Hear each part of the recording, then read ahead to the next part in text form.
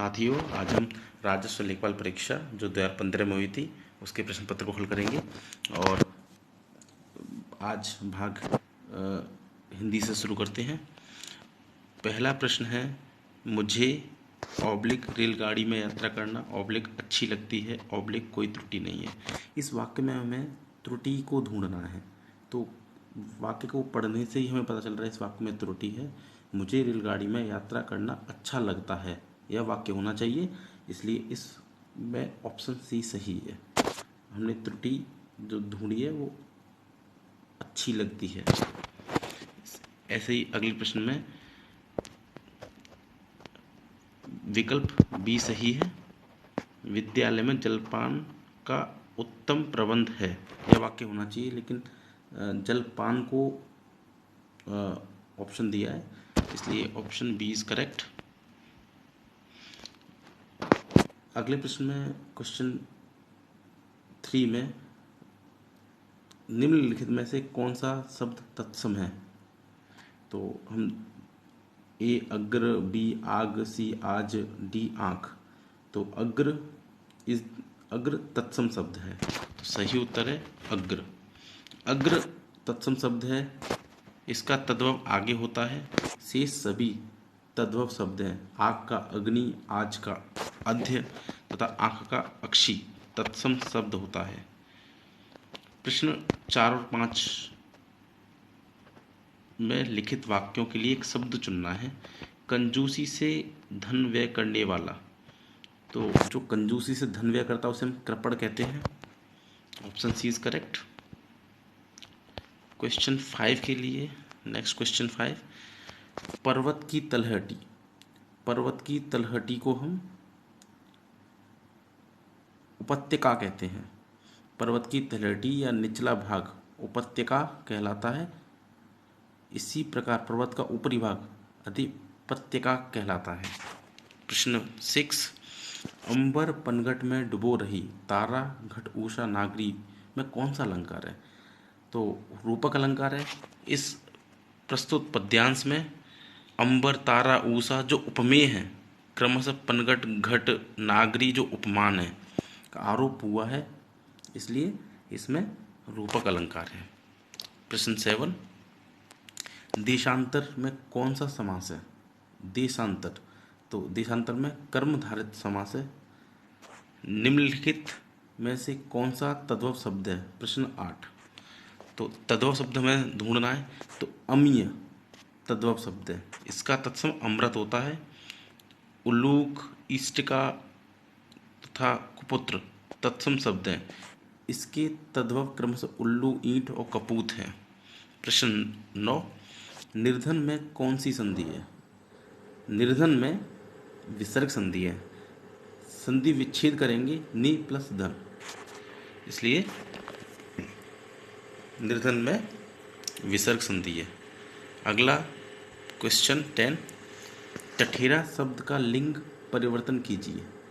हमें ठठेरा शब्द का लिंग परिवर्तन करना है, तो ठठेरा का ठठेरेन होगा।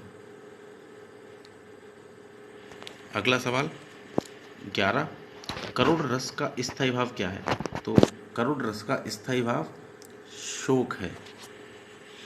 रति श्रृंगार रस का हास्य रस का उत्साह वीर रस का स्थायी भाव है।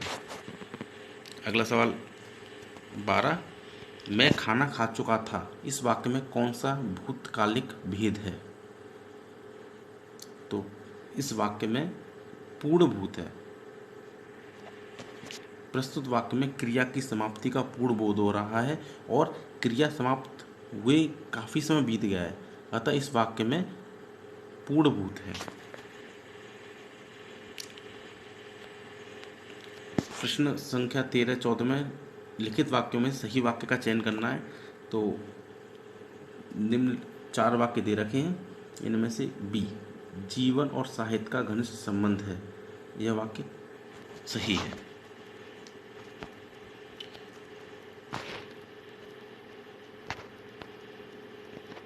प्रश्न संख्या 14 में तुलसी और सूर क्रमशः अवधि और ब्रजभाषा के श्रेष्ठ कवि हैं, यह वाक्य शुद्ध है। अगला सवाल 15 सवाल आज का 15th क्वेश्चन है। राजा सेवक को कंबल देता है, वाक्य में रेखांकित पद में कौन सा कारक है? तो इस पद में संप्रदान कारक है। जब वाक्य में कर्ता किसी के लिए कुछ कार्य करे तो वहाँ संप्रदान कारक होगा। इसका चिन्ह को के लिए होता है, तो सेवक को, इसलिए संप्रदान कारक है। Option C is correct. 16-17 के प्रश्न संख्या 16-17 के वाक्यों में आए रिक्त स्थानों की पूर्ति करनी है। देश रक्षा के लिए प्रत्येक नागरिक को उद्यत रहना चाहिए।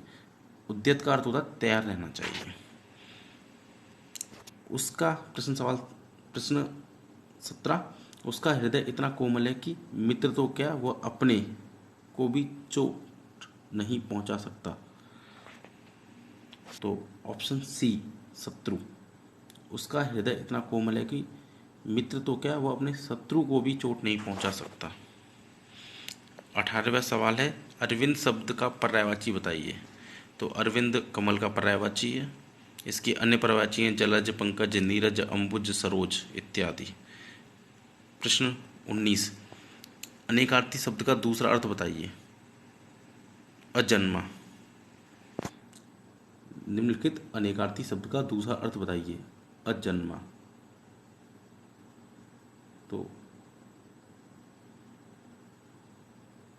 अजन्मा अज का अर्थ अजन्मा है, अर्थात जिसका जन्म ना हुआ हो।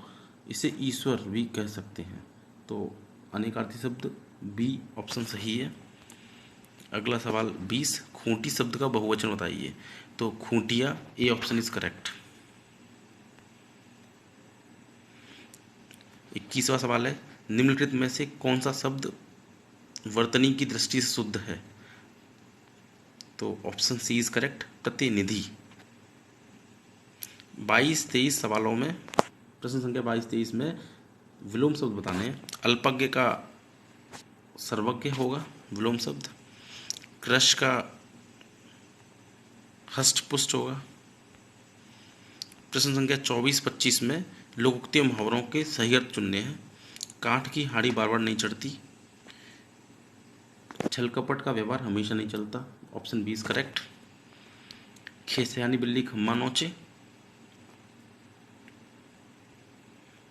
अपनी शर्म छिपाने के लिए व्यर्थ झुंझलाना। Option C is correct.